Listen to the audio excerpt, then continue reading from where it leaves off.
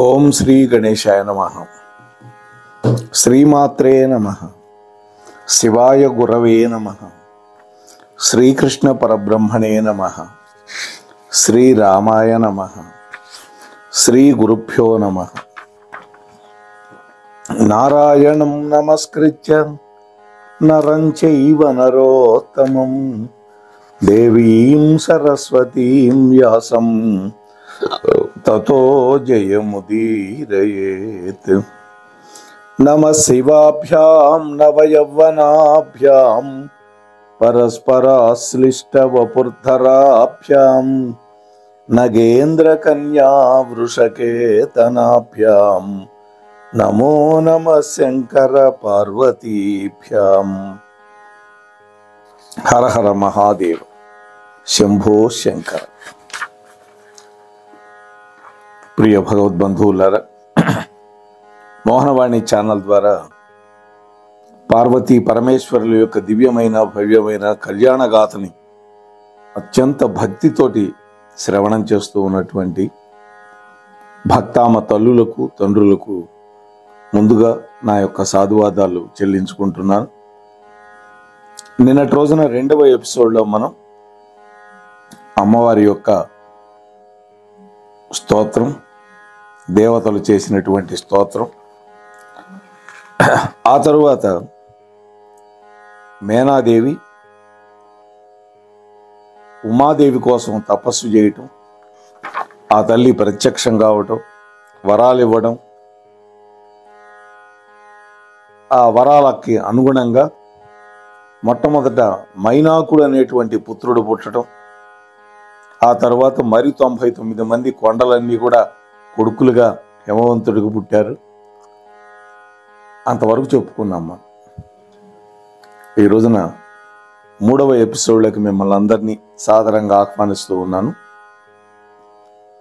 పార్వతీదేవి యొక్క జనన గాథ ఈ ఎపిసోడ్లో చెప్పుకుందాం.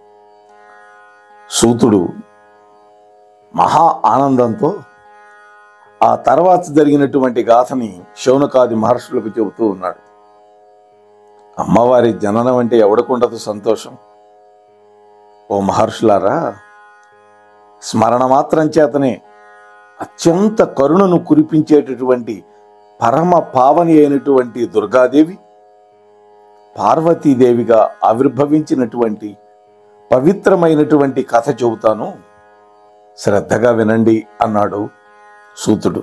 నేను కూడా మిమ్మల్ని అందరినీ శ్రద్ధగా వినమని కోరుకుంటూ ఉన్నాను. చల్లటి చూపుల తల్లి అయినటువంటి ఆ ఉమాదేవి మేనాదేవికి తానిచ్చినటువంటి వరాన్ని నెరవేర్చాలి అనుకున్నది. అందుకని పూర్ణమైనటువంటి అంశతో హిమవంతుడి యొక్క మనస్సులో ప్రవేశించింది. ముందు పురుషుడి యొక్క మనస్సులో ఉండాలి. ఆ హిమవంతుడు అపూర్వమైనటువంటి కాంతులతో అగ్నిహోత్రుల్లాగా వెలిగిపోయినాడు. అమ్మవారి యొక్క అంశ ప్రవేశించటం వల్ల పరమ శోభనమైన ఒక సమయంలో దుర్గాదేవి యొక్క పరిపూర్ణ అంశని పరిశుద్ధమైనటువంటి మనస్సుతో బుద్ధితో మేనా గర్భంలో ఆధానం చేశాడు హిమవంతుడు. పరమేశ్వరి అనుగ్రహం వల్ల గర్భాన్ని ధరించింది మేనాదేవి. జగన్మాత ఆమె గర్భంలో ఉన్నందువల్ల ఆమెలో తేజస్సు అధికమైంది. క్రమంగా గర్భిణీ లక్షణాలు పెరిగే కొద్దీ హిమవంతుల్లో ఆనందం కూడా వృద్ధి అయింది. కృష్ణ పరమాత్మ దేవకీదేవి గర్భంలో ఉన్నప్పుడు కూడా ఆ తల్లి ఇలాగే వెలిగిపోయింది. శ్రీమద్భాగవతం 10వ స్కంధంలో వ్యాసుల వారు, పోతన వారు పోటీపడి వర్ణించారు ఆ ఘట్టాన్ని. మనం చెప్పుకున్నాం గతంలో. ఇక్కడ కూడా అమ్మవారి యొక్క అంశ పూర్ణాంశ, మామూలు అంశ కాదు, మేనాదేవిలో గర్భంలో పెరుగుతూ ఉంది. గర్భం పెరిగే కొద్దీ మేనాదేవికి శక్తి సన్నగిల్లిపోతోంది. గర్భవతులైన వాళ్ళందరికీ కూడా నెలలు నిండే కొద్దీ కొంచెం ఆయాసం, అలాగే అలసట, నీరసం ఇవన్నీ సహజం. కొద్ది శక్తి మాత్రమే ఉన్నటువంటి ఆ మేనాదేవి అసంపూర్ణంగా ఆభరణాలు ధరించి ఉన్నది.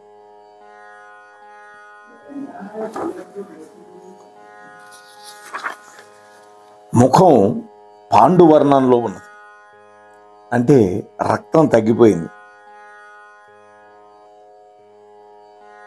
రాకా చంద్రుడి యొక్క కాంతి ధావళ్యంలో వెలవెలపోతున్నటువంటి నక్షత్రాలు ఉన్న రాత్రిలాగా ఆ తల్లి నేత్రపర్వంగా ఉంది. ఆమె ముఖం తుషార నిధి అయినటువంటి హిమవంతుడికి తృప్తినిస్తూ ఉన్నది. ఆ మేనాదేవి ఆ విధంగా గర్భాన్ని ధరించి రోజురోజుకి గర్భం పెరుగుతూ ఉంది. అట్లాగే గర్భవతులైనటువంటి వాళ్ళు ఏమి కోరుకున్నా భర్తలు తీర్చాలి అని ఒక ఇది ఉన్నది. అందువల్ల మేనాదేవి యొక్క దృష్టి ఏ వస్తువు మీద పడ్డా, పోనీ ఏ వస్తువు ఆమెకు అడిగినా లేదు కాదు అనకుండా తెచ్చిచ్చేవాడు హిమవంతుడు. ఈ విధంగా వృద్ధి పొందినటువంటి అవయవాలతోటి గర్భ క్లేశాన్ని అనుభవిస్తూ నట్టింట నడయాడుతూ ఉన్నటువంటి మేనాదేవి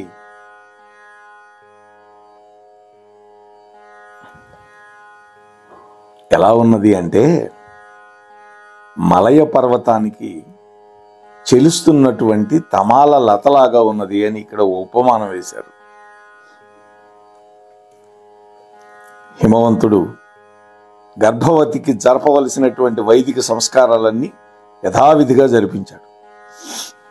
3వ మాసంలో పుంసవనం అని జరిపిస్తారు. అలాగే 5 లేదా 7 లేదా కొంతమంది 9 సీమంతం అని జరిపిస్తారు. ఇవాళ రేపు శ్రీమంతం అంటున్నారు, కాదు సీమంతము. మేనాదేవికి ఈ విధంగా నెలలు నిండినాయి. వర్షించడానికి సిద్ధంగా ఉన్నటువంటి జలధారలతో కూడినటువంటి ఆకాశంలాగా ఉన్నటువంటి మేనకాదేవి సూతికా గృహంలో వైద్యుల యొక్క పరిరక్షణలో ఉన్నది. ఆ సమయంలో విష్ణువు, దేవతలు, బ్రహ్మ, మహర్షులు ఇంకా అనేక మంది సూక్ష్మ రూపంలో అక్కడికి వచ్చి గర్భంలో ఉన్నటువంటి ఉమాదేవిని స్తోత్రం చేశారు. అలనాడు బ్రహ్మాది దేవతలు గర్భస్థుడైనటువంటి శ్రీకృష్ణ పరమాత్మని ఏ విధంగా స్తోత్రం చేశారో చెరసాలకు వచ్చి మథురా నగరంలో అదే విధంగా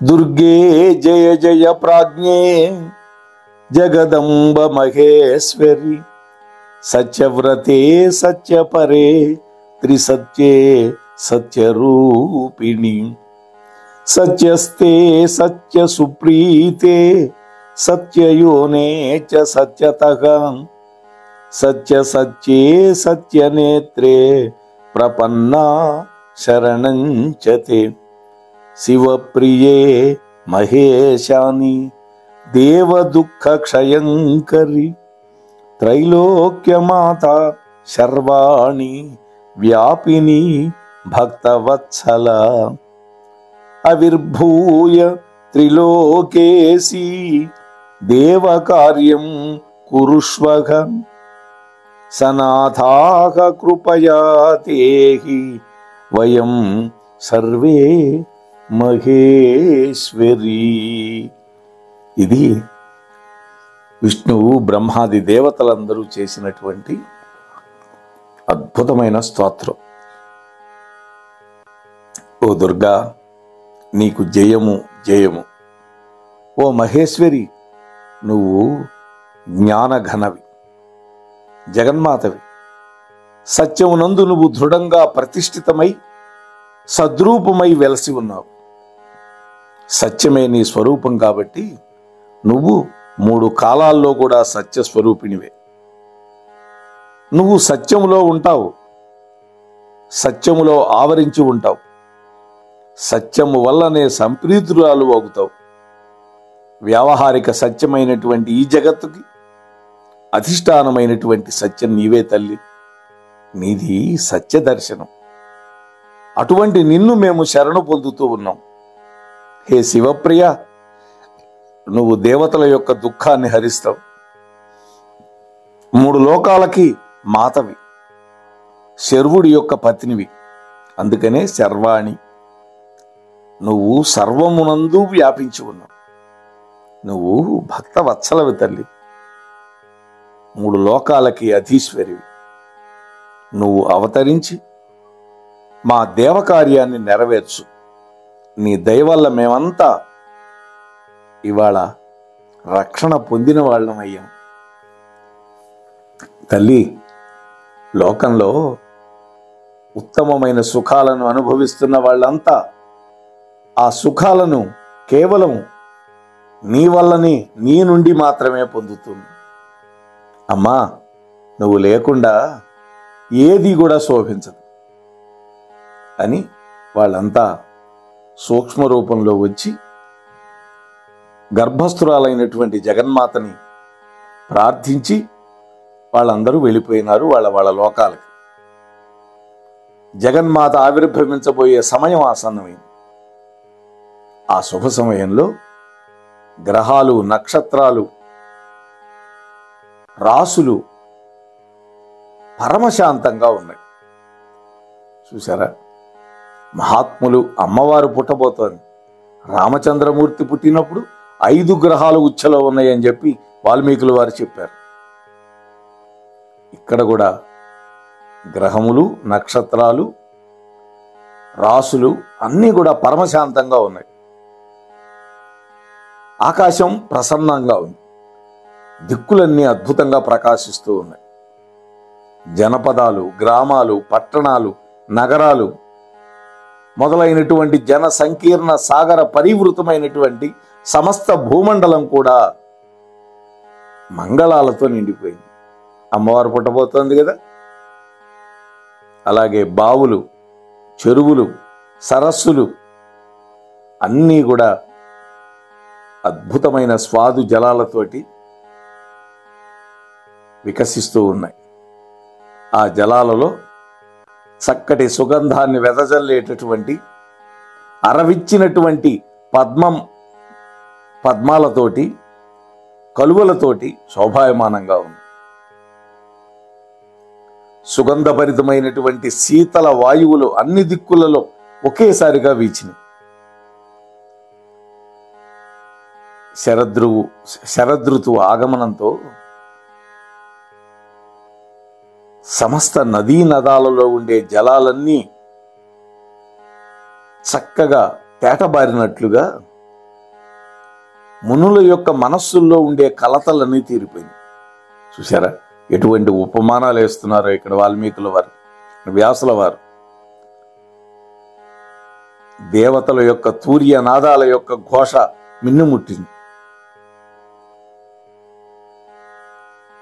అమరవాహిని అయినటువంటి మందాకిని నదిలో కమలాలు, నందనవనంలో ఉన్నటువంటి మందార పుష్పాలు ఇవన్నీ సమీకరించి వర్షంలాగా కురిపించారు దేవతలు.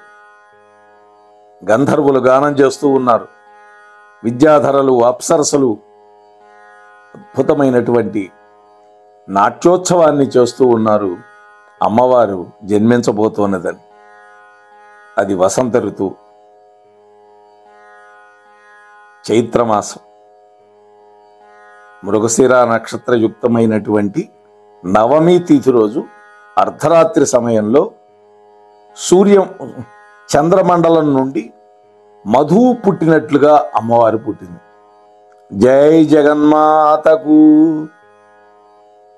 అమ్మవారు పుట్టింది మృగశిర నక్షత్రంలో, చైత్రమాసం, శుక్లపక్షం, నవమి తిథి, అర్ధరాత్రి సమయంలో పుట్టింది. అదే రామచంద్ర ప్రభు పునర్వసు నక్షత్రంలో మిట్ట మధ్యాహ్నం పుట్టాడు రామచంద్ర ప్రభు. ఇక్కడ అమ్మవారు అర్ధరాత్రప్పుడు పుట్టింది. ఇద్దరు సోదరీ సోదరులే కదా, అందుకని అమ్మవారికి ఓ పేరుంది, పద్మనాభ సహోదరి అని. వెంటనే దేవతలంతా కూడా జయ జయ ఘోషలతోటి, కరతాళ ధ్వనులతోటి, 4 రకాల వాయిద్యాలతోటి ఆకాశం అంతా మారుమోగేటట్టుగా చేశారు. ఆ సమయంలో బ్రహ్మ విష్ణువులతో కూడినటువంటి ఇంద్రాది దేవతలందరూ కూడా నల్లటి కలువలాగా శ్యామల వర్ణంతో ఉన్నటువంటి ఆ పుట్టినటువంటి బాలికను దర్శించి స్తోత్రం చేసి వెళ్ళారు. ఆ బాలిక తన యొక్క దివ్య రూపంతో మేనాదేవికి దర్శనమిచ్చింది. ఏమన్నదో తెలుసా? మాత, అమ్మా అని పిలుస్తున్నది జగన్మాత.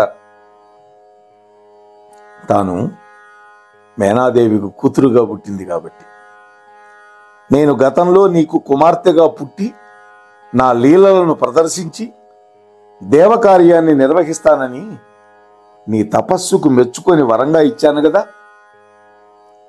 దానికి ఇప్పుడు సమయం వచ్చింది.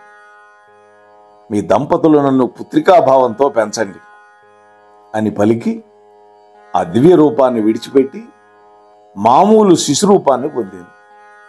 కృష్ణ పరమాత్మ కూడా దేవకి వసుదేవులకు చతుర్భుజాలతోటి దర్శనమిచ్చి చేయవలసినటువంటి కార్యం అంతా చెప్పి తర్వాత మామూలు శిశువుగా మారిపోయాడు కృష్ణుడు.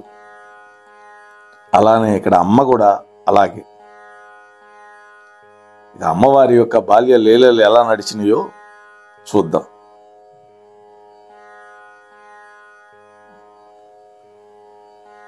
మామూలు శిశు రూపాన్ని పొందినటువంటి బాలిక ఎవరైనా సరే పుట్టగానే ఏడవాలి. అందుకనే పెద్దవాళ్ళు ఏమంటారంటే, పుట్టిన తర్వాత పిల్ల గనక ఏడవకపోతే తల్లి తండ్రి బంధువులందరూ ఏడుస్తారు. చూడండి, అదే పుట్టినటువంటి బిడ్డ గనక ఏడిస్తే క్యార్ క్యార్ అని ఆ ఏడుపు విని వీళ్ళు ఆనందంగా నవ్వుతారు. అంటే ఏడవలేదు అంటే మృత శిశువు అని అర్థం. ఇక్కడ లోకరీతిలో శిశువుగా మారిపోయినటువంటి పార్వతీమాత రోధించింది. ఆ తల్లి చుట్టూ వ్యాపించి ఉన్నటువంటి దివ్య తేజస్సు వల్ల పురిటింట్లో ఉన్నటువంటి దీపాలన్నీ వెలవెలపోయినాయి. గృహంలో ఉన్న స్త్రీలందరూ ఆ శిశువు యొక్క రోదనాన్ని విని గబగబా వచ్చేశారు అక్కడికి.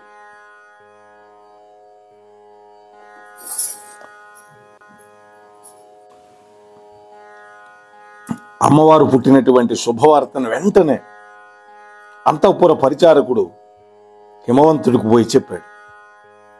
తక్షణమే పురోహితుడితోటి బ్రాహ్మణులతోటి కూడి హిమవంతుడు గొప్ప కాంతితో వెలిగిపోతూ ఉన్నటువంటి తన యొక్క కుమార్తెను చూసి పరమానంద భరితుడై నగరమంతా కూడా మహోత్సవాన్ని జరిపించాడు.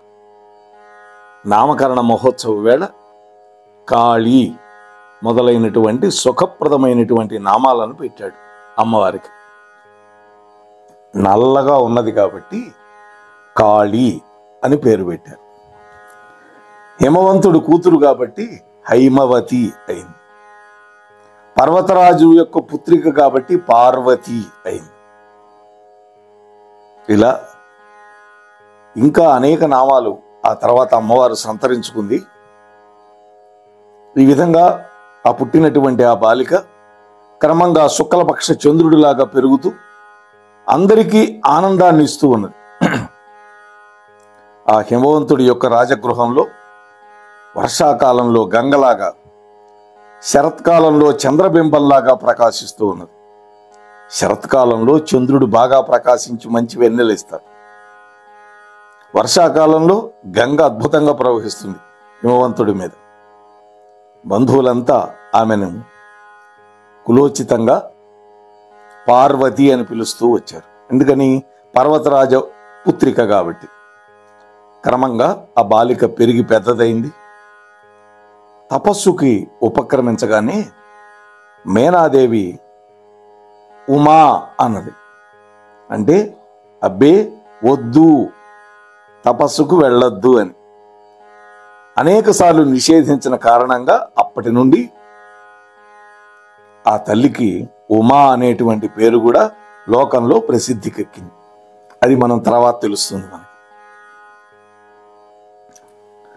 అయితే ఆ హిమవంతుడికి 100 మంది కొడుకులు ఉన్నా సర్వ సౌభాగ్యతమైనటువంటి పార్వతీదేవిని ఎంత చూసినా కూడా తనివి తీరేది కాదు. ఆడపిల్ల మీద అంత మమకారం ఉంటుంది ఎవరికైనా. మా ఇంట్లో కూడా మొట్టమొదట పుట్టింది ఆడపిల్లే. ఎంత చూసినా ఉండదు, తగ్గదు ఆ మమకారం.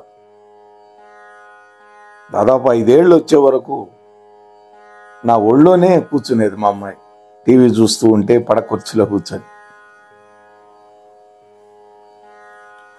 మధుమాసంలో ఎన్ని చెట్లు పూచినా తుమ్మెదలకు మాత్రం గున్న మామిడి చెట్లే అత్యంత ప్రీతికరం కదా.